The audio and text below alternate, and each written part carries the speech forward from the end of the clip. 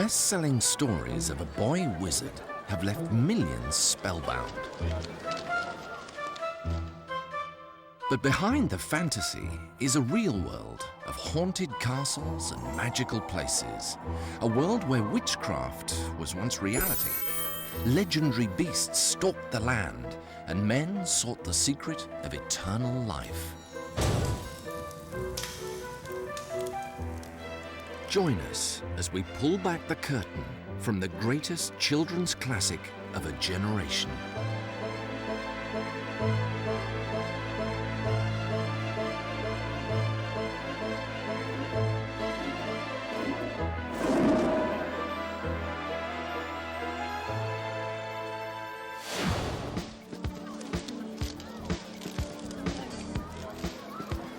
Over 100 million copies sold worldwide, #1 in the bestseller lists, and now a blockbuster movie.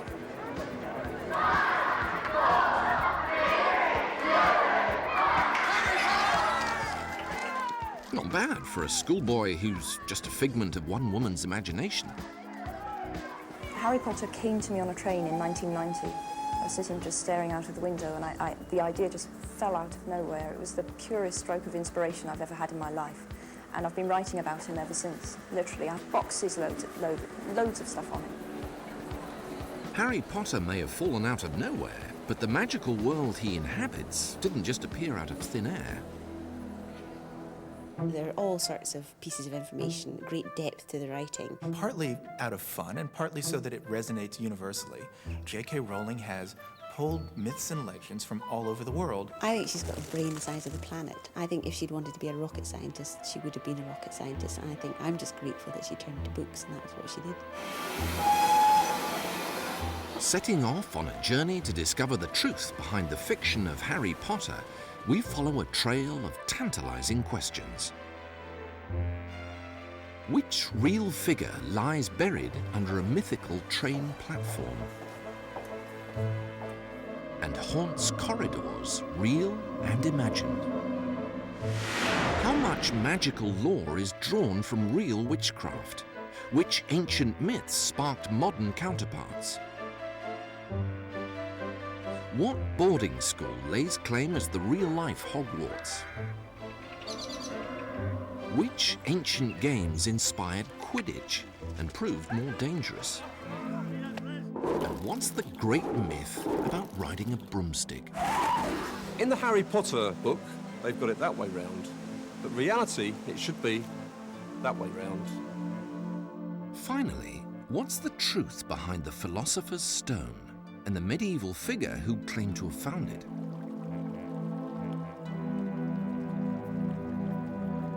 Our journey begins at an ordinary London train station, but a special place for Harry Potter. King's Cross Station is where Harry leaves the mundane world of the Muggles for a magical realm of adventure. Muggles are the rest of us. Muggles are parents. Muggles are people who don't understand you if you're a kid. I mean, this is the wonderful notion of Muggles.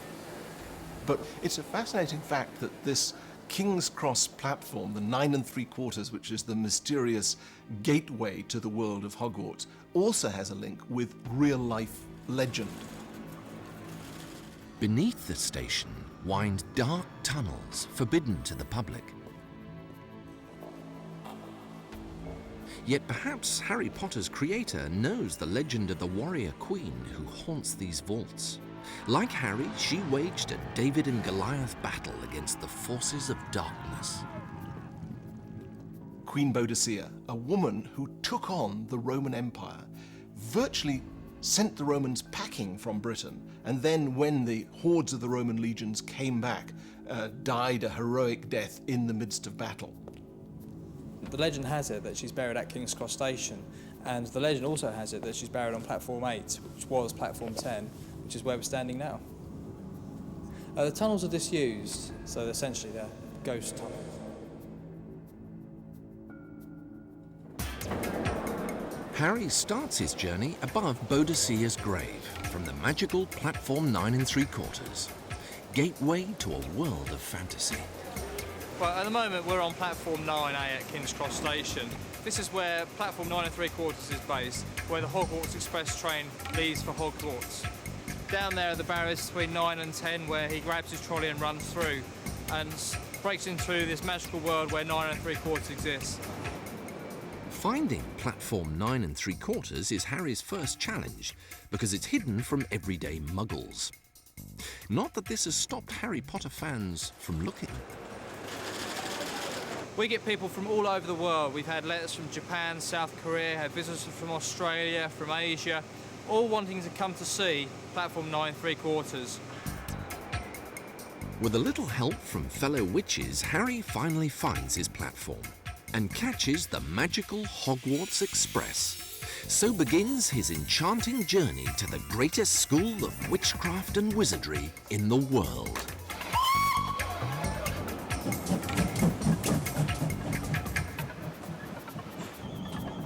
Orphaned as a baby, Harry grew up with his uncle and aunt in a normal suburban street called Privet Drive. A very normal street, just like the one J.K. Rowling grew up in. Nichols Lane in the village of Winterbourne, just outside Bristol, the model for Harry's home in Privet Drive. Here, a quiet young girl called Joanna Kathleen Rowling played games of witchcraft with a boy whose name she would one day make world famous. It was the last name, it was Potter. I don't quite know why, but for some reason that stuck with her. When we first met as friends, would have been 2 or 3 years of age, up until we were sort of 6, 7, and that was when Joanne moved out of the area. Joanne always had a book with her. She was always reading. Well, I suppose there was probably about 6 of us all together the majority of the time. You lived all so close together, so you were all sort of friends and you all played together. Games that were played most of the time were witches and wizards, and when you all sat round in a circle as though you had sort of like a big cauldron in front of you, and Joanne was always the one who was reading out the spells. The glasses were definitely used as one of the dressing up articles. Tucked away inside the house where Rowling grew up is another secret to the inspiration behind Harry Potter. A cupboard under the stairs, just like the one Harry's forced to make into his bedroom by his cruel uncle and aunt. Muggles who hate magic so much, they never revealed that his parents were famous witches. Harry's unhappy life is suddenly changed by the arrival of a friendly giant, Hagrid. A messenger from Hogwarts, Hagrid is charged with getting Harry everything he needs to start his new school, and whisks him to London. Here, he gets his first taste of the magical world hidden within our own, a secret side of London no ordinary muggle can see. Diagon Alley, a place based on some of London's oldest streets, and more real than perhaps even J.K. Rowling herself realised. Harry's first stop, Gringotts Bank. In one of its deepest vaults, he discovers his parents have left him a fortune, enough money to buy the magical tools he'll need for Hogwarts. In the Harry Potter movie, London's Australian embassy stood in for Gringotts Bank, yet nearby is London's real Gringotts Bank. An underground treasure vault that houses some of the world's oldest collections of silver. The London Silver Vault is the biggest emporium of silver under one roof in the whole world. There are certain pieces which are very valuable, very, very valuable, and very old. There are things down there from the 13th century. Like Gringotts Bank, the London silver vaults are extremely secure. The difference is that in Gringotts, the treasures aren't guarded by people. The bankers in J.K. Rowling's magical world are goblins. Goblins, of course, have always existed in literature. Sometimes they're quite evil. Sometimes they're mischievous, but not malicious towards humans.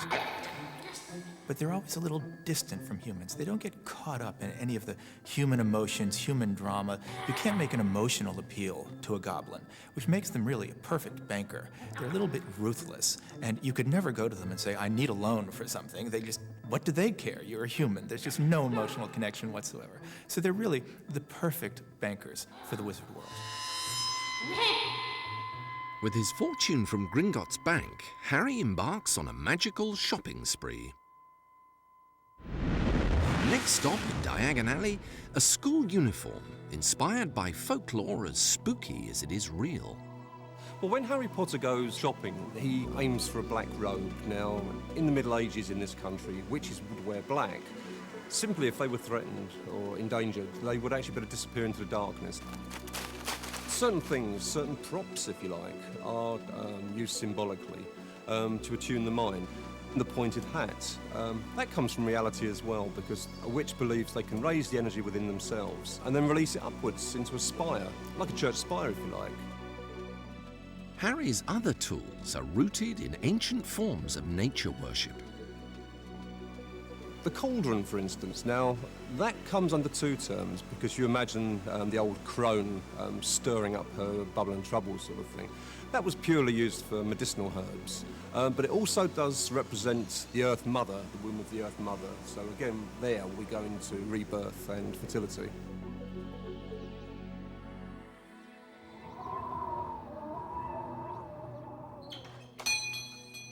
Harry buys the secret ingredients for his lessons in potion making from an apothecary, a herbalist's shop. Once again, our world and Harry's meet. Many of the herbs Harry buys are still used today, as herbalist Chris Headley reveals. Herbalism is basically using plants for medicine, and it's a long tradition, and the plants have been used pretty much the same way for many years, but society changes. So the herbs, the use of the herbs change, although the herbs themselves don't change, their use changes because disease change and conditions change. One herb Harry uses is belladonna, also called deadly nightshade, because in large amounts it can be poisonous. It's said witches use belladonna to create potions for flying, a myth with a pinch of fact. The witch tradition basically comes from the pre-Christian religions, and the pre-Christian religions were shamanistic. And shamans, one of the things that shamans do is to send their spirit off into the other world. Belladonna was traditionally made into a cream and rubbed in. With such narcotics, the witch would transport herself to the spirit world, where she would seek a cure for her patient before returning to the real world. Harry's next purchase, the witch's greatest tool.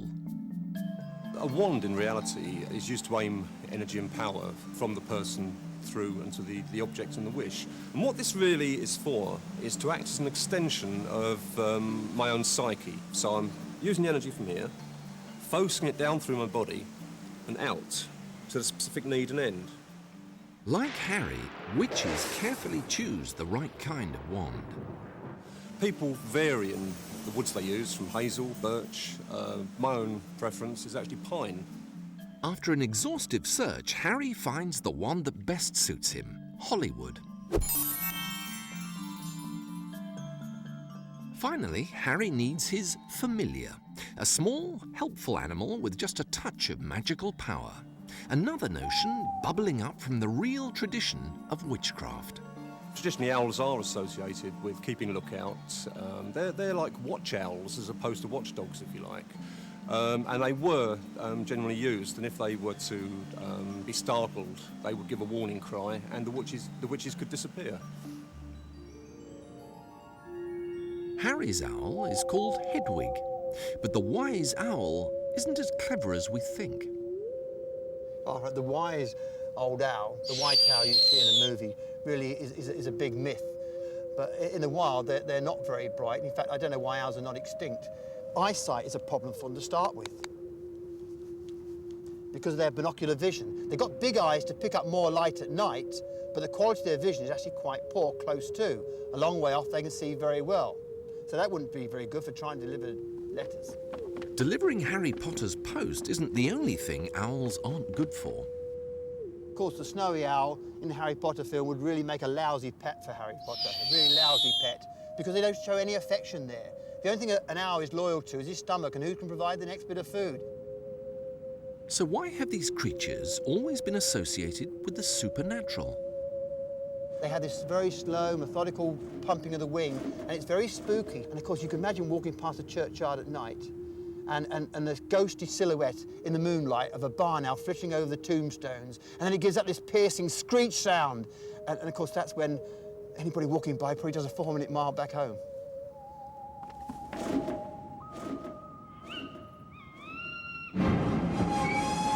With his shopping complete, Harry is ready to begin a magical adventure of discovery, one that anyone can share.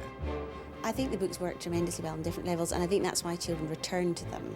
They read them once, then they start all over again, because they then go down a deeper level, or they concentrate on a bit that they may have missed. I mean, I'm rereading them all the time, and I'm still finding things that I haven't seen before.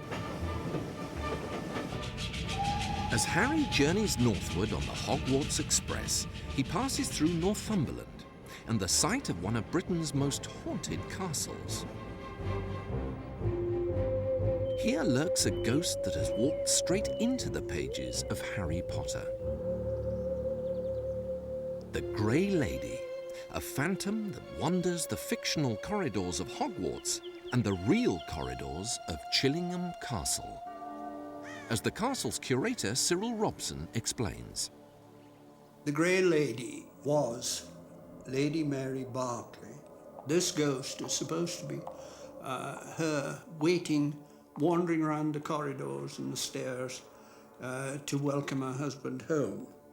What I hear are footsteps and the rustle of the dress. Most of the time, it's been in here, in the Great Hall.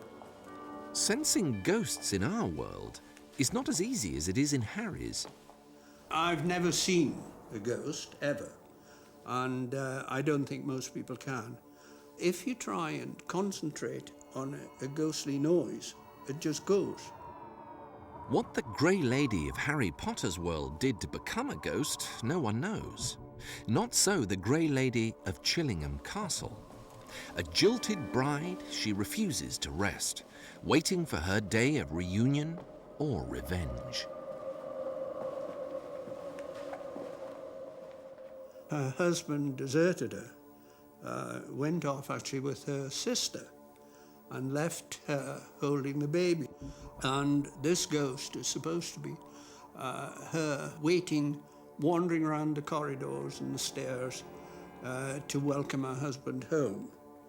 But what the welcome would be, I don't know with his reputation. I don't think open arms. Could Chillingham's Grey Lady have inspired J.K. Rowling to invent the Grey Lady of Hogwarts? I think she does have a magpie-like approach to information, and I suspect it's quite unconscious. I mean, I think it would be really hard, again, to say, oh, well, that's the Grey Lady that she was thinking about. I think she would find that very, very difficult to pin down. But what I think she is fantastic at is observing and noting, at some level of her very large brain, these things. And then I think they appear in order to deliver this plot. The fascination with ghosts, I think, comes from the fact that they seem to be a bridge between the living world and the world after death. And that's a mystery everyone wants to solve. They're also wonderfully scary. Kids love to tell each other ghost stories. Adults love to hear ghost stories. And the genius of the ghosts of Hogwarts is that you can interact with them. Like the invisible Peeves the Poltergeist, a constant irritation to Harry and his friends. Ooh, tea for me. Ooh, catch me if you can. Peeves is just the sort of restless spirit often found in places like Chillingham Castle. It's another link between the fictional world of Harry Potter and our own Muggle world, but not the last.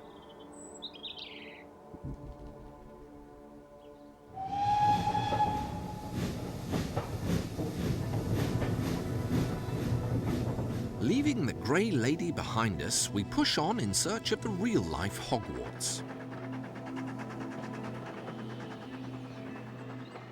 We pass the Goathland Steam Railway in Yorkshire, playing the role of Hogsmeade train station in the movie.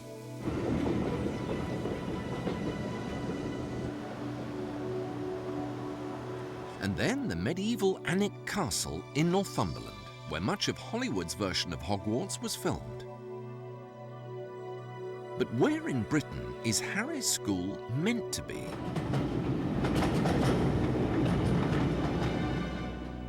Some readers think the clues point to Scotland, where J.K. Rowling actually wrote the first Harry Potter book.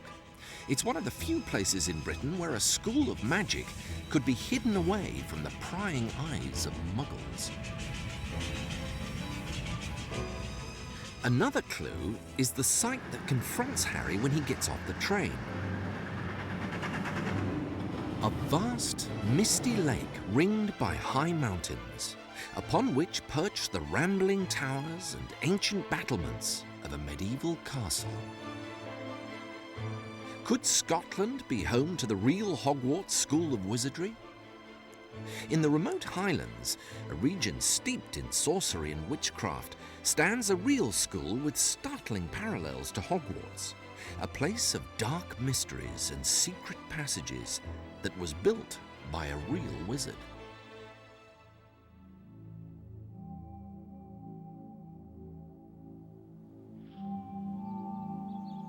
Gordonston, one of the most select boarding schools in Britain. Its former pupils include Prince Charles, and its traditions are as old as royalty. The school was originally home to Sir Robert Gordon, a 17th century sorcerer who, unlike Harry and his friends, had no qualms about dabbling in the dark arts. According to Scottish folklore, he sold his soul to the devil. Oh, wha has nae heard o' that man o' renown, the wizard, Sir Robert o' Gordonston, the wisest o' warlocks, the Murrayshire chiel, the despot o' Duffus, and Freen o' the Deal, the man whom the folks o' auld Murrayshire feared, the man whom the friends o' auld Satan revered. Oh, never to mortal evil renown, like that o' Sir Robert o' Gordonston. You must remember that you're in a part of the country which is well known for ghosts and all sorts of surreal things happening, and he's very much a part of that in this part of the world. And that's why he was called the Wizard, because below where we're sitting now, he had a laboratory where for 7 years he sat. He eventually, after 7 years of sitting by a fire, achieved the construction of a salamander. A lizard came out of the fire and told him some of the secrets of life. So there are all manner of exciting stories about this man, the Wizard. Sir Robert is buried beneath the old chapel. Legend has it he feared the devil would come to claim his soul, spurring him to construct the school's most unusual building, the Round Square. The purpose of this building was that he would have somewhere to hide when the devil came to catch him, because it has no corners at all. It's made an interesting boarding house. I mean, someone like Harry Potter would have absolutely loved it, because there's a housemaster trying to keep this place under control, and the boys can just keep going round and round and round ahead of him all the time. The Round Square failed to save Sir Robert Gordon. Legend says the devil eventually caught up with the sorcerer. History says he died in his bed. Like Hogwarts, Gordonston has its own secret passages. Now, there are several interesting stories about secret passages. There is one which we have yet to find, and we're still, there are probably young people digging for it even as we speak, which is a passage that goes right out to the cliffs and the sea, which are about half a mile away. But that, as you might imagine, had rather more to do with smuggling than anything to do with wizardry. However, within the building, and these are still extant, are two hidden passages which are called priests' holes. And these date from the time when there was a great period of religious persecution in the north of Scotland, and houses such as this had places where the family priest could be tucked away if enemy forces came to the door. I think part of the brilliance of J.K. Rowling's idea for Harry Potter was to use a traditional British boarding school as the setting. And the notion for kids all over the world, most of whom are never going to set foot anywhere near a British boarding school, let alone a traditional one, of being able to go to a school which is a magical place, as opposed to the humdrum school that they actually go to, is a stroke of genius.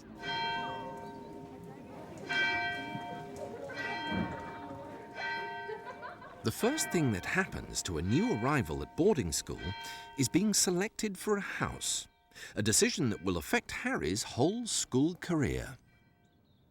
I know all about the sorting hat at Hogwarts, which struck me as a very entertaining way of doing things. And then I thought, well, perhaps actually Gordonston isn't that much different in this respect either, because I think for the big wide world out there, it seems as if there is a type of sorting hat here, but in fact you're looking at the sorting hat right now, in that parents may express a preference for where they wish their sons or daughters to go, but I retain this rather ferociously as the headmasters write in the nationality to say where they should go. It's most important in a school like this nowadays not to have all one type in one house. So what one does is actually, through interview and having reports, learn a good deal about them before they come, and then say, now, I think that one would be right for there. Because rather like at Hogwarts, of course, the sense of loyalty and community within the houses is very keen indeed, and therefore they soon get to know where they belong. At Hogwarts, the members of one house are notorious, Slytherin, and Harry nearly finds himself joining them.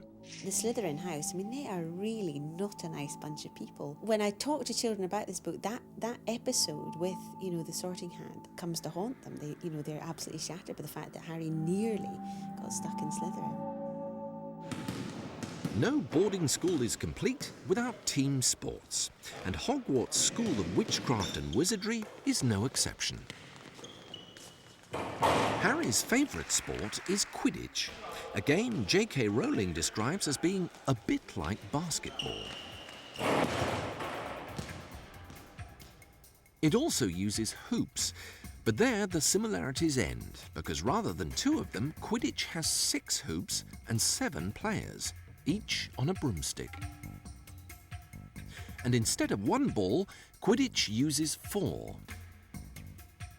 The game's main scoring ball is called a quaffle. 2 other balls, called bludgers, aren't for scoring points, but for knocking players off their broomsticks.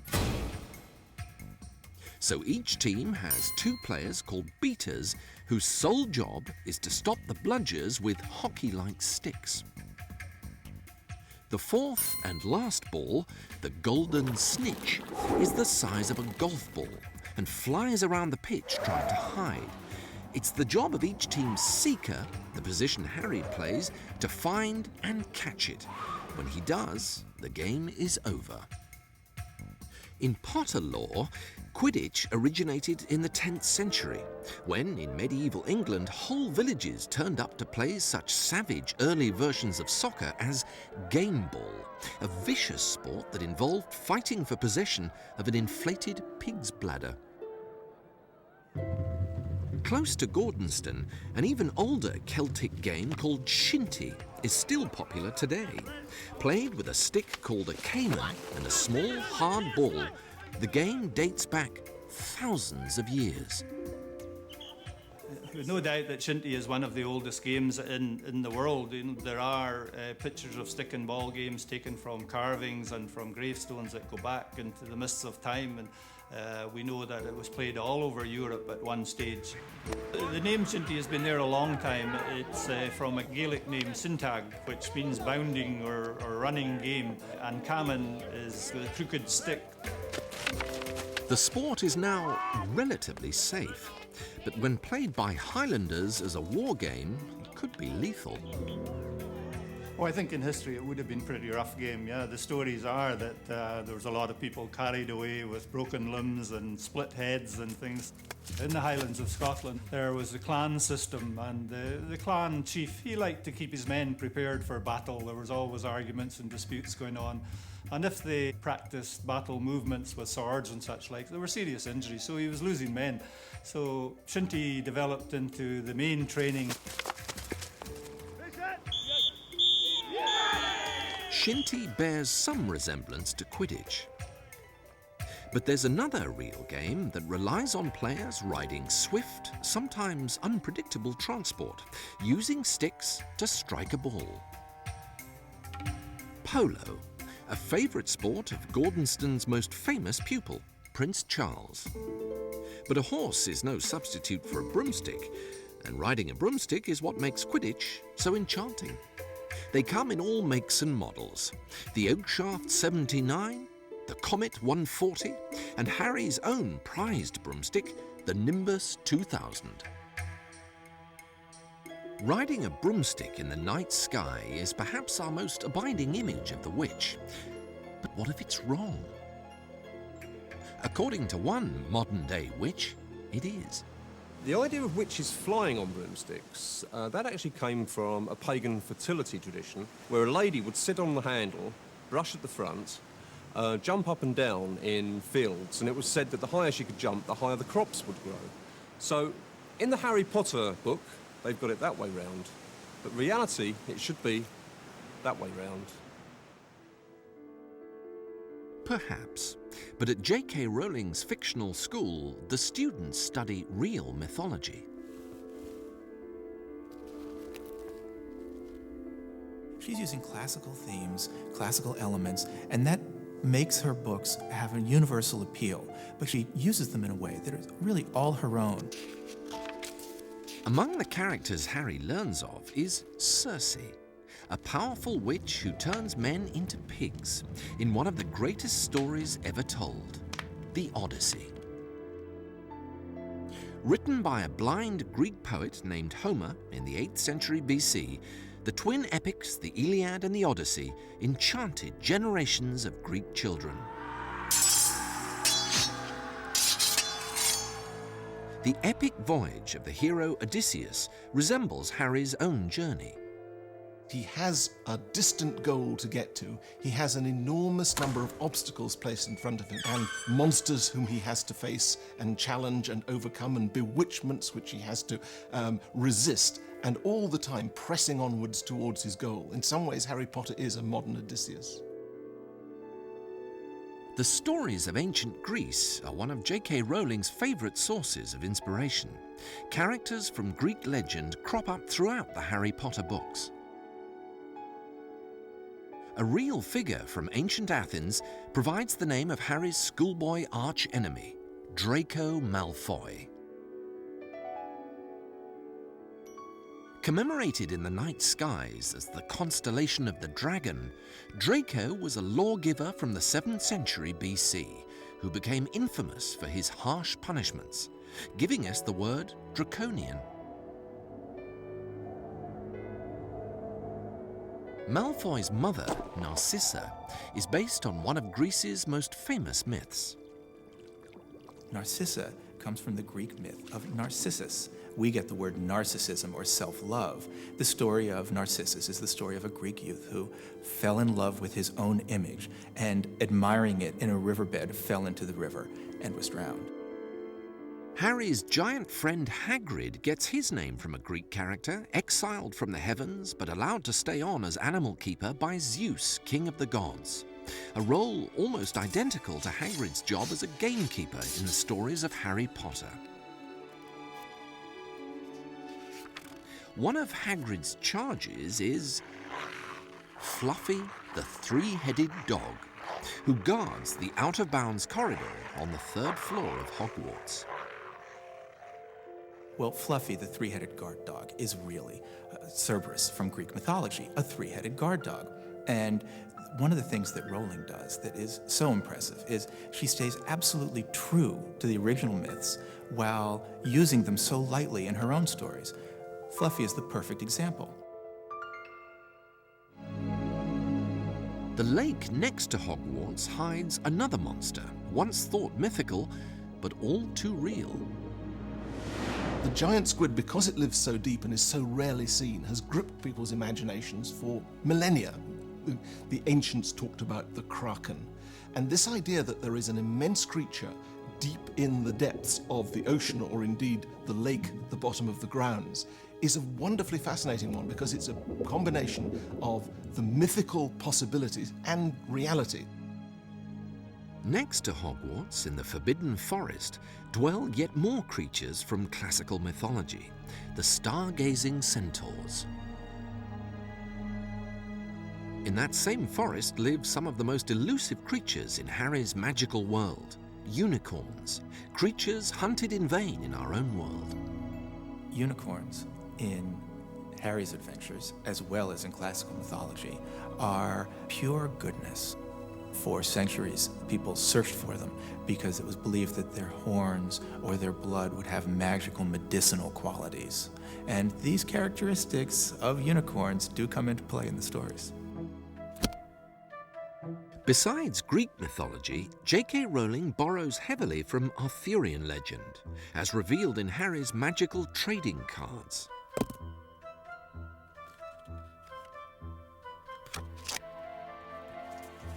King Arthur and the sword Excalibur, his half-sister Morgana the sorceress, Hengist of Woodcroft, a hero descended from the Norse gods, the druidess Cleodna, the Irish goddess of beauty, the sea and the afterlife, and the greatest of all wizards, Merlin. A figure much like Harry's headmaster, Albus Dumbledore, himself a member of the Order of Merlin.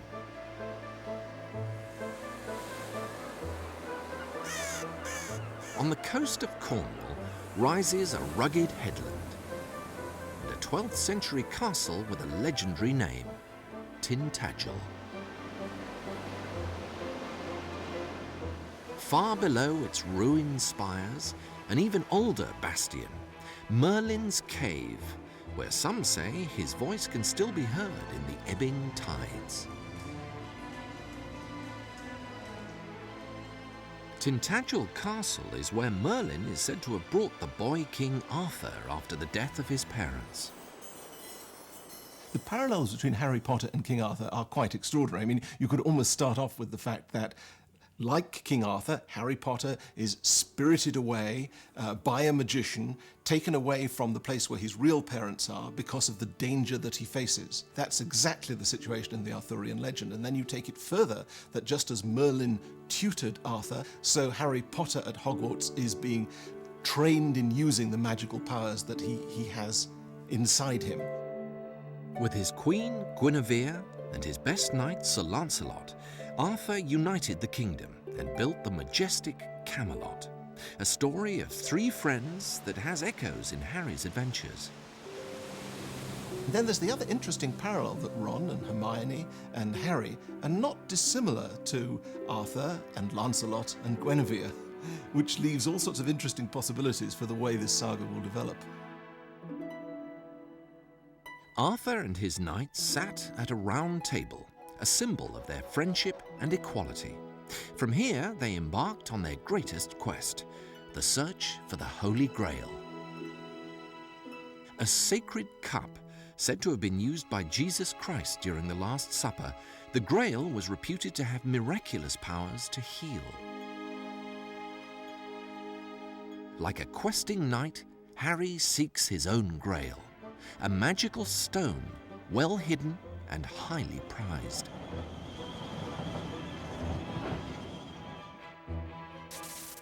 Called in the United States the Sorcerer's Stone, it's known to history as the Philosopher's Stone. Harry's mission? To thwart the evil wizard Voldemort from stealing it. The Philosopher's Stone and the Holy Grail are, in many ways, very, very similar objects, in the sense that if you can get hold of this object, you have the secrets of the universe in your hand. The Philosopher's Stone could not only turn ordinary metals into gold, it could bestow the secrets of immortality. Fervently believed in by medieval scholars, the Philosopher's Stone was first sought in the days of ancient Egypt, when mankind discovered the secrets of magic. So much of what we consider magic and magical knowledge comes from Egypt, and Egypt plays a big part in the books. You know, the idea, for instance, even of wizards having wands goes back to Egypt. From Egypt, the quest for the philosopher's stone was carried across Europe. In the Middle Ages, the stone became the obsession of early scientists called alchemists. If they could create the magical stone, alchemists believed that they could turn base metals into gold and unlock the secret of immortal life. Alchemy was really, it's the roots of modern chemistry. Now, not modern chemistry as it's practiced now with electron microscopes and such, but certainly the experimentation with different chemical reactions, that grew out of the work of alchemists. Over the centuries, countless alchemists tried to create the stone. None succeeded. Then, in the 14th century, one claimed to have actually done it. He's another figure from history who finds his way into the pages of J.K. Rowling.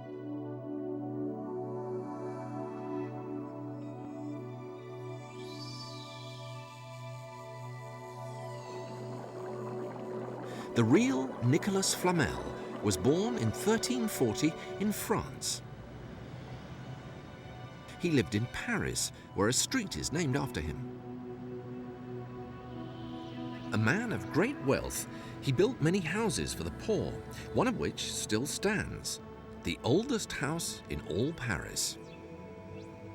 Here, thanks to his generosity, the poor could receive a meal, as the modern owner, restaurateur Nadin Herkberg, explains. This restaurant is in the house that was built in 1407, which is today the oldest house in Paris. It used to be a place where people would come and have a free meal. They could stay for one night, but it was not exactly free. They had to pray, and those prayers were for the soul of Nicolas Flamel. And he always wanted to find ancient knowledge. That was what obsessed him. And one day, according to him, one night, an angel appeared at the foot of his bed and told him that a book would come to him which contained the wisdom going back to the earliest days of civilization. And sure enough, the next day, a poor old man came along with a book bound in brass covers and sold it to Nicolas Flamel. Just one problem. The book was incomprehensible. And thereafter, for the next 20 years, Nicolas Flamel traveled Europe to find someone who could translate this wonderful book. And only when he did find that person and was able to get their knowledge and open the secrets of the book did he find the secret of turning ordinary metals into gold and possibly the secrets of immortality. When Flamel died in 1417, rumour spread that he had cheated death using the philosopher's stone. His house was ransacked by Parisians looking for secret stockpiles of gold. None was found. 200 years later, Flamel's story took a stranger turn. People were fascinated by what had become of his book and what had become of him. They opened his tomb, and the tomb was empty. Could the real Nicolas Flamel have created a real philosopher's stone, discovering the secrets of limitless wealth and immortality in the process?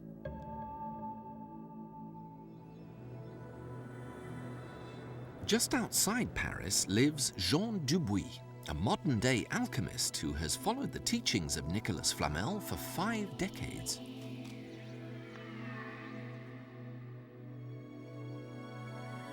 After years of experimentation, Dubuis believes he has found the real secret behind the stone.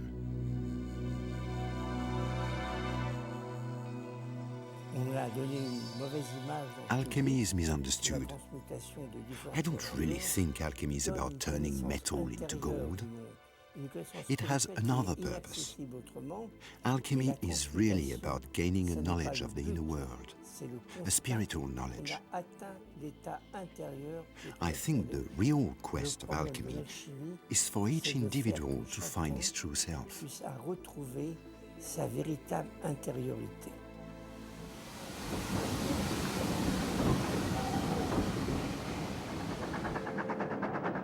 Harry Potter's pursuit of the Philosopher's Stone is the first step on his own quest, a quest to find his destiny, a tale as old as Odysseus and as new as the latest action hero. The books work on all different levels. Obviously, first, they're just great adventure stories, and they're also great stories of an individual, a hero's quest to find himself and to fight evil. But they're also literary treasure hunts. We all have a bit of Harry Potter in us, because he's not always good. Sometimes he makes dismal mistakes and errors, but he does always want to do what's best, even if he doesn't exactly behave himself the best way all the time. Using myths and legends from all over the world, J.K. Rowling has created a world of her own, an enchanting realm that magically unites children worldwide. One of the things I find most delightful about the whole success of Harry Potter is the fact that kids in cultures all around the planet are thinking about the same thing. They're excited and charmed by the same notions. It's like a community of enthusiasts that spread right around the globe. Harry Potter appeals to them all. I think that's great. As Harry's saga continues to unfold, readers can expect to uncover more connections with our own Muggle world. And like the quest for the Philosopher's Stone, if we follow the clues in Harry's magical world, perhaps we can discover the real magic in our own.